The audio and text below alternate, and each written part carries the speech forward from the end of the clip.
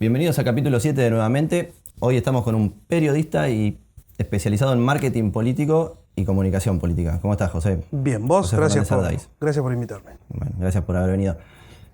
Trabajaste ya varios años en comunicación. ¿Qué definición podés dar de qué es la comunicación? Trabajé mucho en comunicación política, comunicación de gobierno, comunicación institucional. La verdad que creo que la comunicación es todo. Digo, saliendo de lo específico de la tarea, digamos. La comunicación es la forma de vincularse los seres humanos. Digo, sin comunicación no existirían sociedades, no existirían vínculos, no existiría la democracia. Entonces me parece que es como la base de todo. Digo, yo le doy la trascendencia que me parece que tiene en tanto vínculo de construcción social. Creo que la comunicación es todo. Casi como la música. ¿Casi cómo? Como la música. Como la música. Como la música. ¿Qué te parece que falla hoy en la comunicación? No, creo que estamos viendo una etapa demasiado virulenta en cambios que hace que la comunicación sea demasiado expansiva.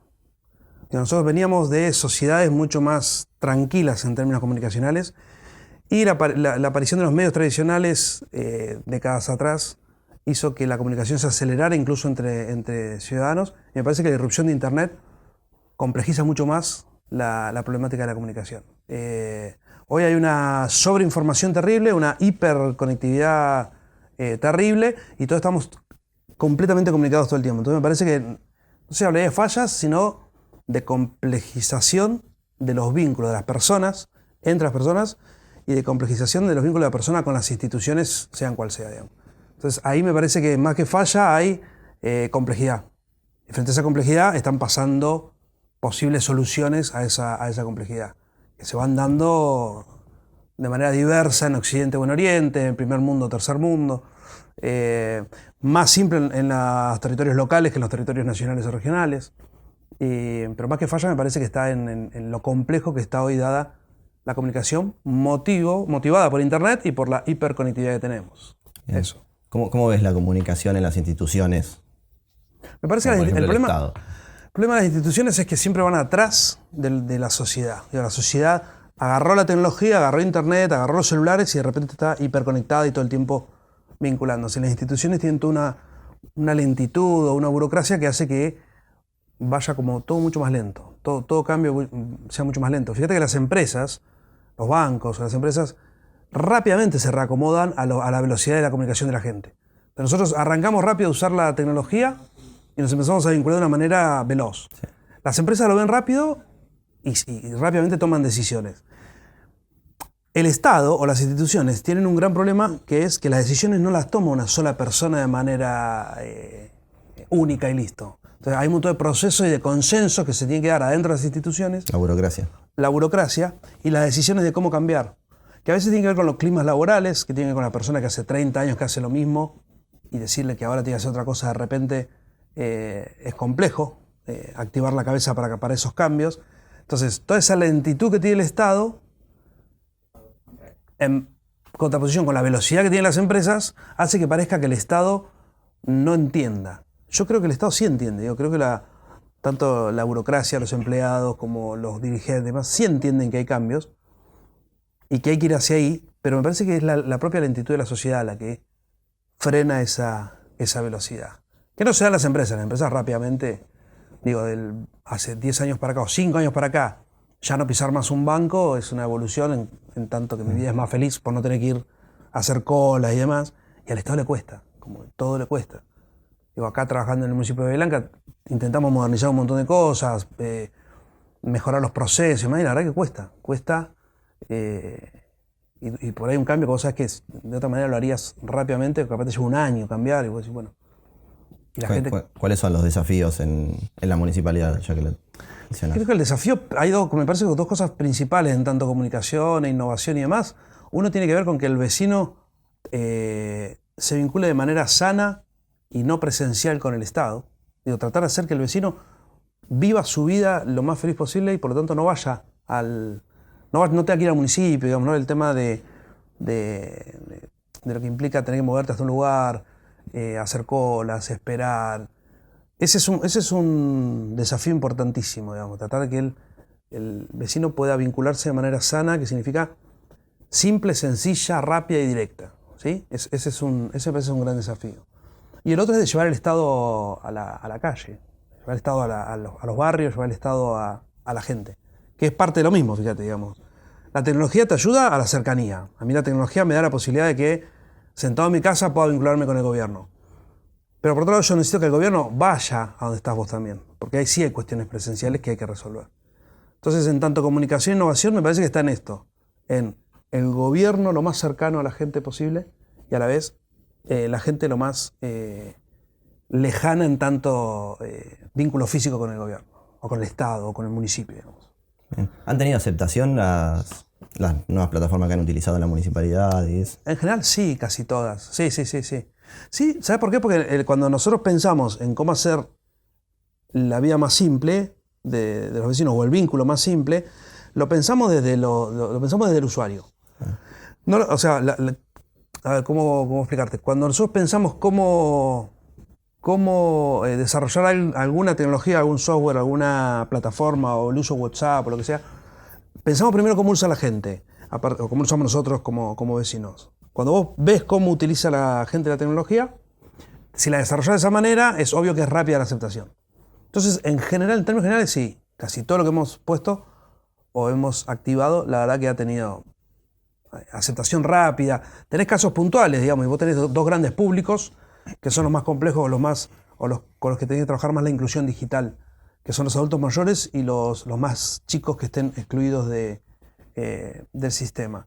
Entonces ahí tenés dos públicos grandes para trabajar en inclusión digital, porque lo digital es lo que te da la cercanía y el vínculo más simple. Y la verdad que hacemos trabajos sobre los dos públicos. Entonces, y la otra cosa es que nosotros incorporamos tecnología en el vínculo gobierno-vecinos, pero no sacamos el vínculo presencial. Entonces, digamos, ahí cuando decís que meter la tecnología y nada más, viste que hay un debate como tecnología versus antitecnología, ¿no? Como lo presencial versus lo virtual, como si no pudieran integrarse. En nuestras vidas cotidianas, nosotros integramos lo virtual con lo presencial, pero hay como un debate que es medio un sinsentido, ¿no? Si salís de ese debate que no tiene sentido, vos integrás lo presencial y lo digital, lo online y lo offline en un mismo mundo, y eso te da como otro tipo de solidez en el vínculo del gobierno y bueno, se habló mucho durante la campaña y eso, que por ahí en Cambiemos subestimaban a los medios tradicionales, por ejemplo, por esto de ponerse en redes sociales, o la política tradicional, ir al barrio. Eso como lo... No, la verdad me parece que es una falacia gigante. Una campaña electoral tiene momentos y tiene estrategias y tiene tácticas. La última campaña electoral tenía dos momentos, que eran las PASO y la general, en donde vos vas tomando decisiones a partir de los objetivos que querés cumplir. El objetivo es conseguir determinado porcentaje de votos, ponele. A partir de eso yo veo a qué público le hablo, cómo le hablo y qué es lo que necesito en el momento. No escuché a una sola persona en Cambiemos que planteara hay que dejar la cuestión presencial y hay que ir todo a lo digital. A nadie, y no se hizo tampoco, no es real eso. Sí te podría decir que se entendió que la sociedad está usando la tecnología y por lo tanto se usó estratégicamente la tecnología para llegar a cada uno de los vecinos. ¿Eso te alejó de lo presencial? La verdad que no. Se hizo también, pero hay momentos. Las PASO tenían un objetivo preciso, que era salir bien posicionado, conseguir determinados votos y pasar a la general. Ese objetivo se cumplía más con el público propio. El público propio que nosotros teníamos identificado y que podíamos llegar a través de la tecnología. Entonces se le dio mucho más importancia a las redes sociales, pero no porque las redes sociales son tecnológicas. Las redes sociales son la herramienta que yo tengo para meterme en la casa de cada uno, en tu teléfono, en el teléfono de cada uno de los bahienses o de cada uno de los ciudadanos. Entonces las redes sociales no es una cosa, no es que estamos jugando en Facebook, la gente está paveando en las redes sociales. Hay que entender las redes sociales que son el mecanismo de vínculo y de construcción de lazo de solidaridad social y que van construyendo una sociedad. No es joda la red social, no es que están todos paveando, creer eso no tiene sentido. Entonces la verdad que si yo puedo hablarle a cada vecino a través de las redes sociales de lo que a ese vecino le interesa en su vínculo conmigo como gobierno, ¿cómo voy a desaprovechar eso? Tiene sentido. Entonces, me parece que esa discusión es una discusión posterior, que tiene que ver con la nueva construcción de un relato. ¿Sí? Entonces, construyen un relato nuevo que en comunicación política se piensa, te sentás, un equipo, y pensamos cuál es el relato que hay que construir. Y ese relato nuevo tiene que ver con que Cambiemos planteó la modernización, la innovación, la tecnología, los nuevos procesos como algo fundamental para la construcción de un Estado. Entonces hay que oponerse a eso. Frente a ese contraste me tengo que contrastar en otro lado. ¿En qué me contrasto? En la calle. Entonces, no, ustedes están en las computadoras, nosotros estamos en la calle. Esa dicotomía, la verdad, me parece que es otra falacia grande que se empieza a vivir. Porque quienes dicen nosotros estamos en la calle, usan la tecnología de manera muy efectiva, tanto como la usa Cambiemos. Entonces, no creo que sea real eso que planteas. Creo que hay momentos. Un momento en las PASO, otro momento en la general. Hay públicos. Pues le hablas a tu público, le hablas al público contrincante, pero principalmente para la elección general le hablas al independiente, que es un 20% de la sociedad que no está definido ni para un lado o para otro de la grieta.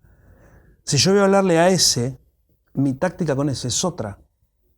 ¿Sí? Mi público, sé dónde está y cómo hablarle. El público independiente, dentro de ese público independiente, yo tengo un montón de públicos.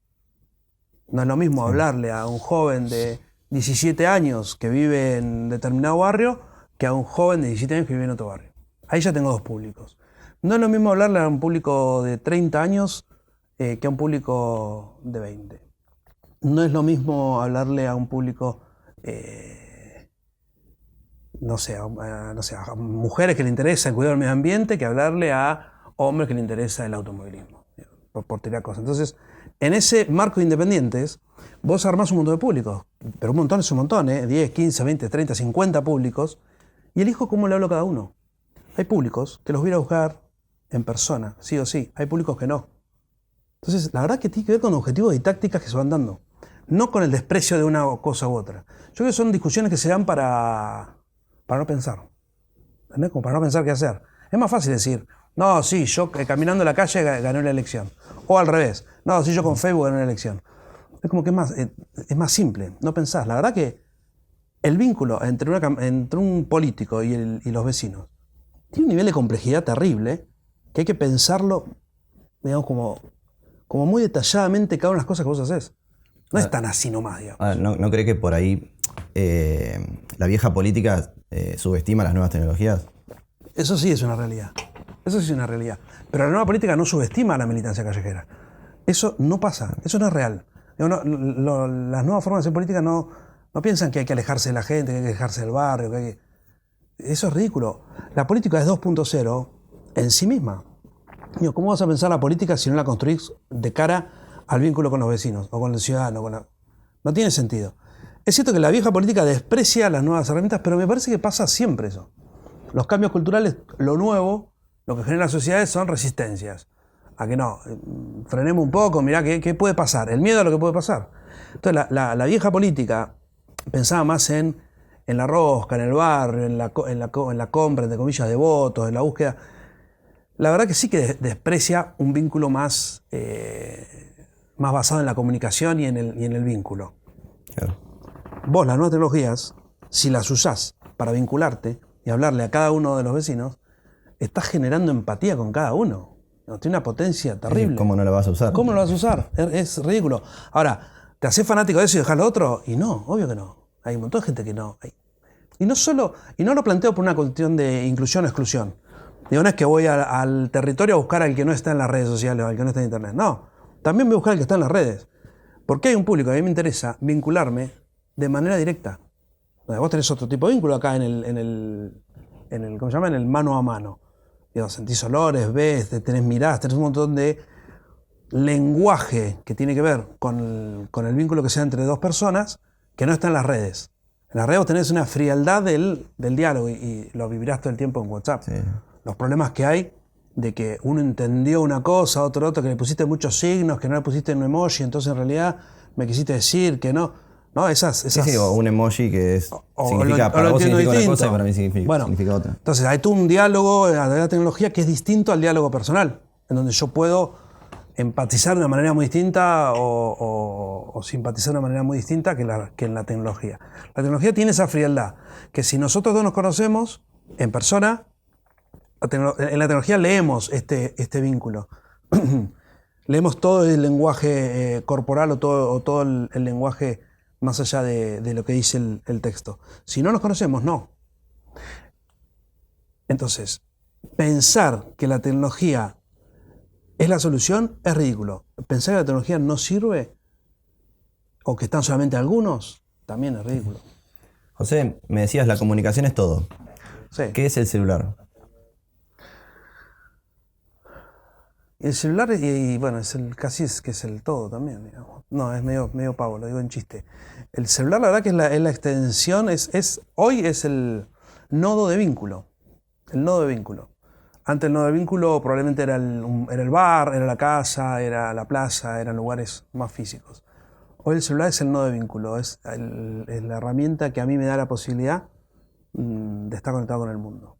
Y no exagero, es con el mundo.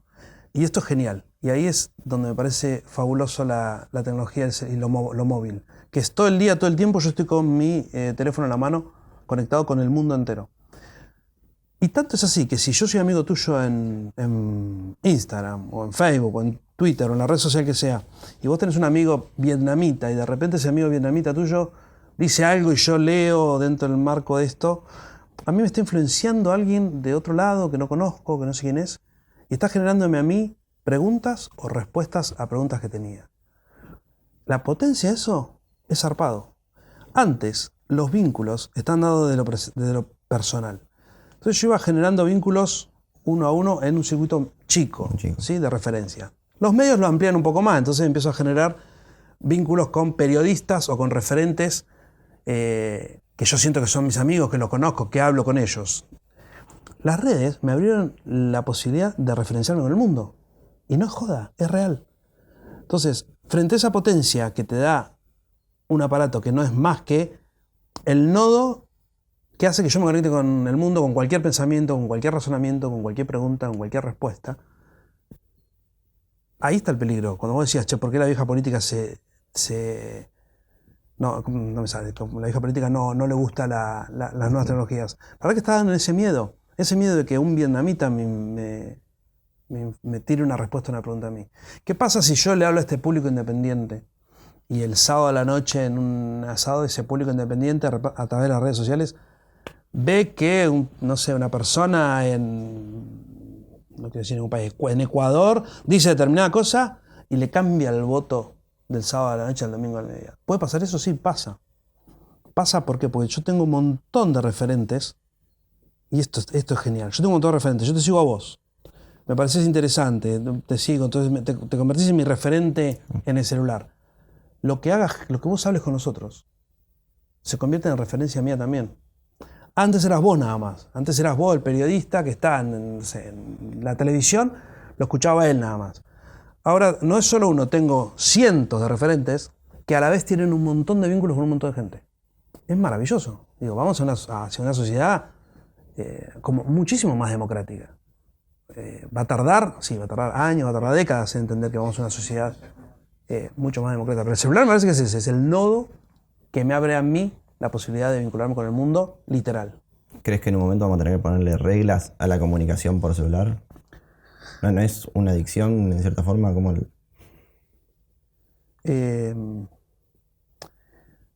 de verdad, en general no me parece sensato regular absolutamente todo.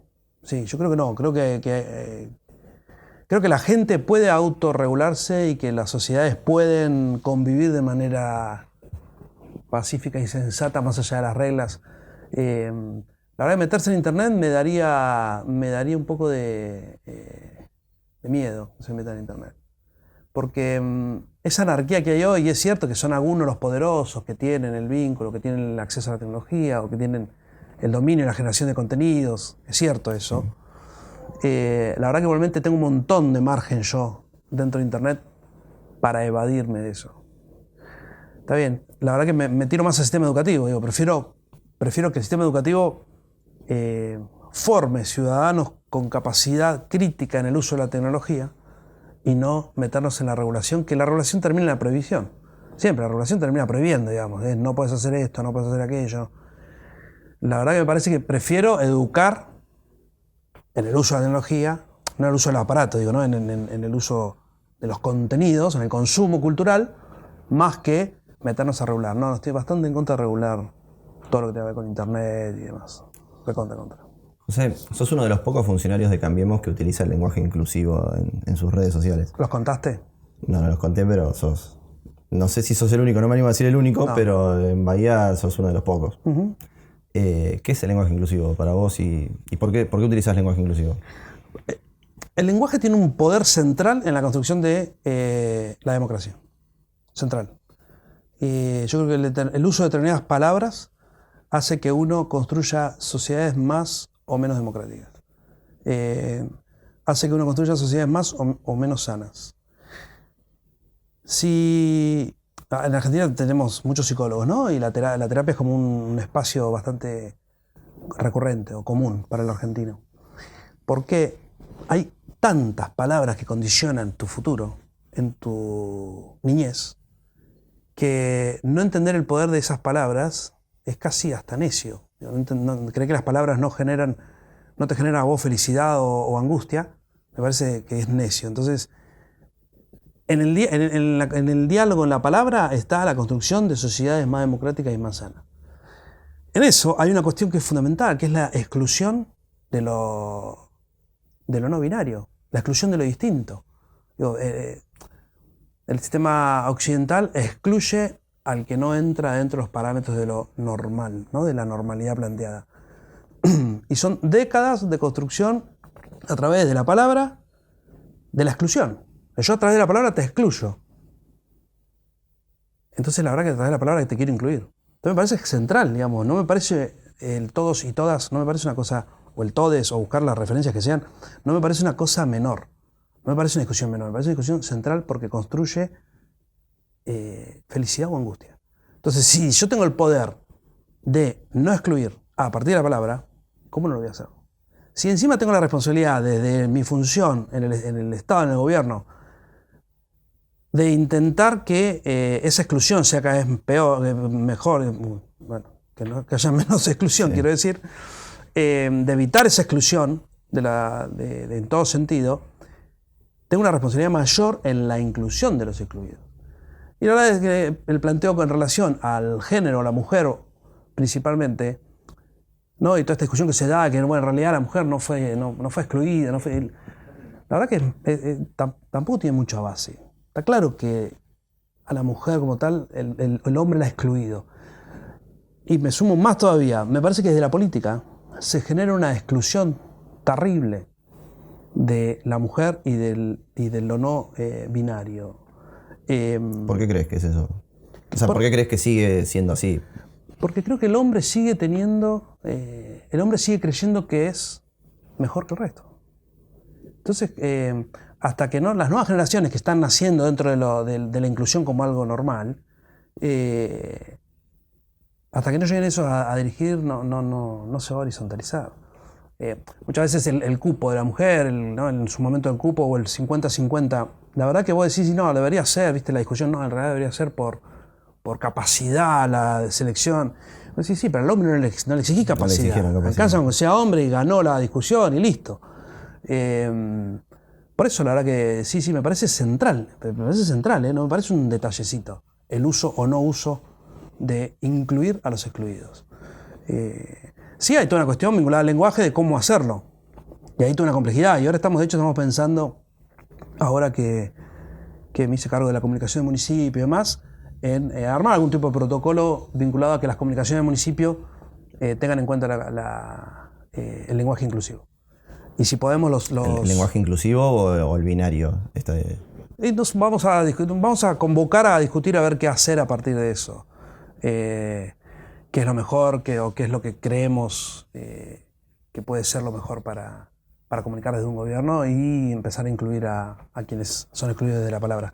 Vamos a verlo, es una idea que estamos ahora, empezamos a hablar con algunos referentes del tema, así que seguramente convoquemos ahora en breve a sentarnos a charlar eso. Me parece importante, y no solo en la comunicación, que es lo más importante, sino también en lo que son las herramientas de gobierno, ¿no? Decretos, resoluciones, la parte más interna que también que va generando de alguna manera la historia de lo que es un gobierno.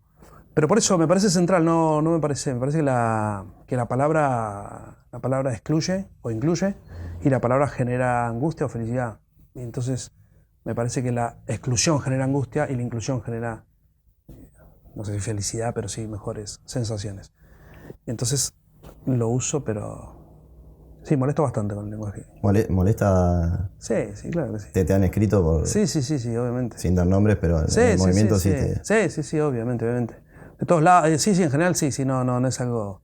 Es como una grieta más, ¿no? ¿Sabes qué parece? Es como una grieta más. ¿Sabes qué parece hasta como sobreactuado? Y yo puede llegar a parecer que lo uso porque es correcto usarlo. Y la verdad que lo uso pero lo uso en mi vida cotidiana también, me parece central.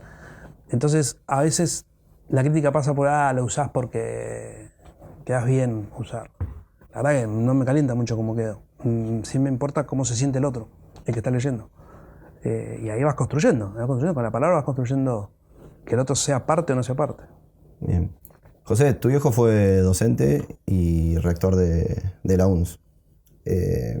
¿Una enseñanza que te haya dejado y que recuerdes y te acompañe todos los días? Mi viejo fue un tipo complicado, pero un tipo muy sólido en valores. Mi viejo nació entre desarrollos en el campo, pobre, sin recursos, se vino acá a estudiar sin un peso, laburó el arquero, laburaba de arquero. Él decía que ese era su trabajo, que él era arquero. Laburó de arquero para estudiar, digamos, viviendo en Muerto Frío. Vivió una vida fuerte y a él lo salvó la universidad, le sintió que su ascenso social había tenido que ver con los estudios. Por eso después le dio a la universidad y a la ciudad todo lo que pudo, porque sentía que lo habían salvado y que tenía que de alguna manera devolver lo que había hecho la universidad con él. Y en eso hay algo que es central para él, que tiene que ver con los valores y con ser buena persona. Y lo digo en serio, digamos, para él era central que fuéramos buenos tipos, sus 4 hijos, digamos. Era como su gran anhelo, digamos, que ninguno saliera. Entonces, la verdad que eso es una de las cosas que más valoro de él. Nos enseñó a ser buenos tipos, a ser buena gente, a tener empatía con los que tenían problemas, como siempre estar pensando en el otro, cómo ayudar al otro. Hoy es un exceso, y hasta, digamos, es tema de mi terapia, ¿no? El exceso de intentar que los otros estén bien. Esa es como la gran enseñanza que me dejó. Bien. ¿Qué es lo más sencillo de comunicar? No sé si me parece que no es sencillo. ¿No es sencillo? No, me parece que no es sencillo, al contrario. Sí, después de muchas décadas de trabajar en comunicación, vas teniendo como más simpleza más rapidez en la solución de las cosas, pero no me parece sencillo. Me parece re complicado comunicar. ¿Y lo más difícil de comunicar qué es? Lo que generas en el otro. Lo que puede generar en el otro. El poder que tiene la comunicación, el poder que tiene la palabra, el poder que tiene la comunicación audiovisual, la comunicación en general, en qué le pase al otro a partir de eso es re difícil. Porque cuando vos pensás en una estrategia de comunicación o en un mensaje, muchas veces cuando construís el mensaje vos inconscientemente tenés un público en la cabeza, o tenés una persona en la cabeza, o tenés a alguien a quien le hablás. Y ese mensaje lo va a escuchar un montón de gente diversa, distinta, con sus complejidades. Entonces yo puedo creer que te estoy dando un mensaje claro, preciso, directo a vos, y la verdad que lo lee él con su problemática hoy, con su historia, y el mensaje que yo di no recibieron ustedes de manera igualitaria, es lo que pasa siempre. Entonces la verdad que lo más difícil es eso, cómo lograr que el impacto sobre el otro sea siempre positivo. Y es casi imposible, casi imposible. ¿Y qué pasa con la intolerancia hoy? O sea, hablas de, en una campaña llegás al público rival, rival bien entendido, ¿no? Sí. Llegás al público rival, llegás al público amigo y llegás al público independiente. ¿Qué pasa con la intolerancia hoy en eso? Mirá, hay un tema que es la grieta, ¿no? La grieta en la política, que la verdad que es una grieta del nacimiento de la Argentina. Yo no creo que la grieta tenga que ver con los últimos años de la argentinidad. Digo, de Rosas en adelante hay grieta. Hasta hay grieta en en Boca y River, hasta hay grieta, muere gente por Boca y River, muere gente por esa grieta. Hay grieta en todos lados. Entonces tenemos un país pensado en tanto lo binario, ¿no? O pensado en tanto unos y ceros, negativo, positivo, blanco, negro. Así nos construyeron y así nos construimos como país. Pero así nos construyeron desde el sistema educativo, así nos construyeron desde los medios de comunicación, así nos formaron como sociedad. Pensar que ahora la grieta es un problema político de peronismo, antiperonismo, de kirchnerismo, no kirchnerismo, de derecha e izquierda. Y la verdad que la grieta es esencia de la argentinidad. Entonces, al ser esencia de la argentinidad, pensarnos en la posibilidad de un país no grietal está bárbaro, pero va a llevar décadas. En ese sentido, la intolerancia está dada en dos grupos, que son la grieta. Pero después tiene un montón de gente en el medio que no. Entonces, en tanto la política, la intolerancia, me parece que no es más que un reflejo de la sociedad. ¿Es re triste? Sí, es re triste y tenemos que trabajar para que eso no exista, ni hablar. Cuanto menos potencie la posibilidad de que el otro es un enemigo a quien hay que liquidar, mejor nos va a ir, claramente.